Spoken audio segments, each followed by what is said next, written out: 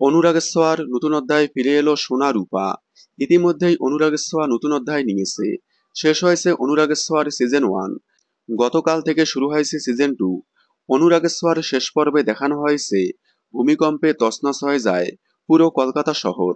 সেখানে সেনগুপ্ত বাড়ির সকলেই গায়েব হয়ে গেলেও দেখা যায় রূপার দুই যমজ মেয়ে সুদীপা সুরূপাকে।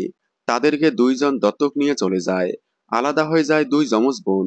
সুদীপার নাম সুদীপা থাকলেও সুরূপার নাম পাল্টে রাখা হয় পরমা।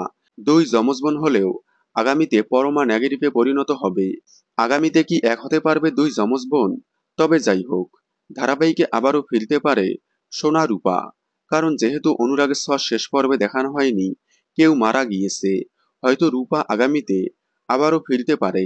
কারণ যখন সুদীপা জানতে পারবে যে তার আসল বাবা মা রূপা এবং কৃষ্ণ, তখন হয়তো সুদীপা তার আসল বাবা মাকে খুঁজতে বের হবে এবং শেষ পর্যন্ত রূপাকে হয়তো আবারও গল্পে ফিরিয়ে আনা হতে পারে।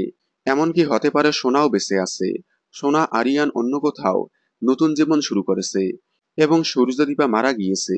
যেহেতু অভিনেতা দিব্যজ্যোতি দত্ত নিজেই জানিয়ে দিয়েছেন সূর্যদীপা মারা যাবে, কিন্তু সোনারূপা এদের মারা যাওয়ার কথা বলেনি। তাহলে হয়তো আগামীতে আবারও ফিরে আসতে পারে সোনারূপা।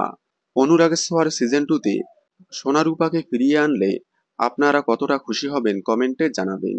অনুরাগের ছোঁয়ার সকল আপডেট সবার আগে পেতে চ্যানেলটি সাবস্ক্রাইব করে পাশে থাকা বেল আইকনটি বাজিয়ে দিন। ধন্যবাদ।